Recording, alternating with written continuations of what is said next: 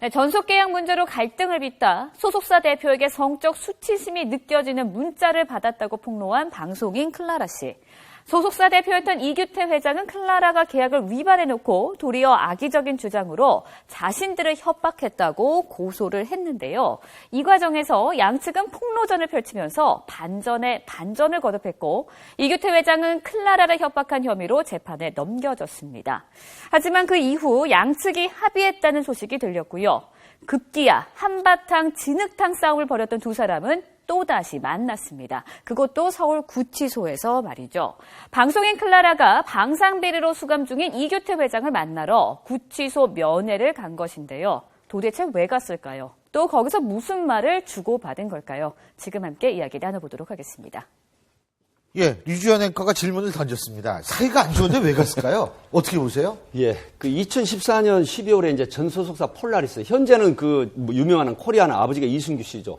이제 그 코리아나 클라라로 이렇게 바뀌었는데 사실상 그 부존재, 그러니까 전속계약 효력 부존재 소송을 내면서 아마 굉장히 그게 메신저가 이제 카톡의 메신저가 밝혀지면서 많은 그런 어떤 뉴스가 됐었는데 결국은 지금 이강규 일강 회장이 구속이 되면서 지금 어떤 중형을 선고받은 상태에서 지금 항소를 해놓고 있거든요.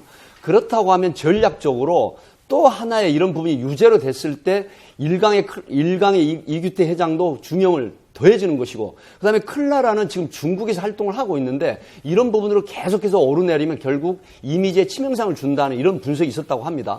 그래서 결국은 서로 윈윈하는 전략으로 합의를 하고 그다음에 고소 취하도 하고 이런 걸로 지금 알려지고 있습니다. 신 변호사님 이런 거 이렇게 하시다 보면 보셨어요? 이렇게 사이가 막 안 좋아서 법정 공방까지 갔는데 교도소에 면회 가가지고 그래도 참 많은 마음의 부담을 덜었다고. 이 사안을 보면서 제가 한마디로 표현하고 싶은 말은 참 여러 가지 한다라는 생각이 좀 드는데요. 일단은 이 상황이 벌어지게 된 근본적인 원인은 전속 계약을 해지하는 과정입니다. 그럼 계약이 불공정했다라든가 계약 금액이 자기 인기도에 비해서 적었다라든가 이런 부분으로 계약이 해지되는 논의가 왔으면 좋았는데 네. 성희롱을 했다, 성추행했다 이런 부분 로비스트 모시처럼 기르고 싶었다라든가 이런 별의별 얘기가 다 나오면서 결국은 이 상황까지 왔을 때 예. 상처를 누가 받느냐 생각했을 때 이분이 자존심 싸움이다, 감정 싸움이다 표현하지만 우리가 보기엔 진흙탕 싸움이죠. 그냥 진흙탕입니다. 두 사람 다 그렇게 별로 보기가 유쾌하지는 않은 거죠.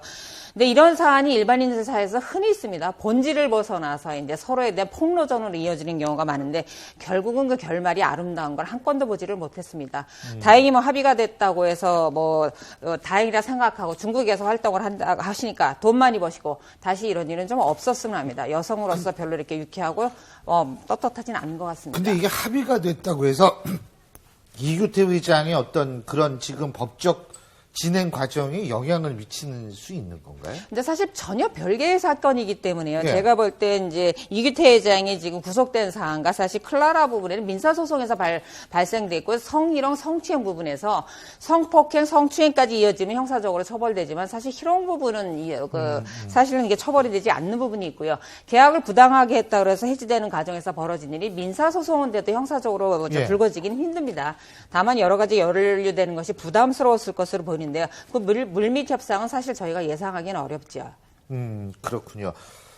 근데 저도 연예인이 아니라서 이게 좀 어떻게 돌아가는지 모르겠습니다만 앞으로 지금 클라라 지금 중국에서 활동한다고 그러는데 어쨌든 앞으로 일들 잘 풀리시기를 바라겠습니다.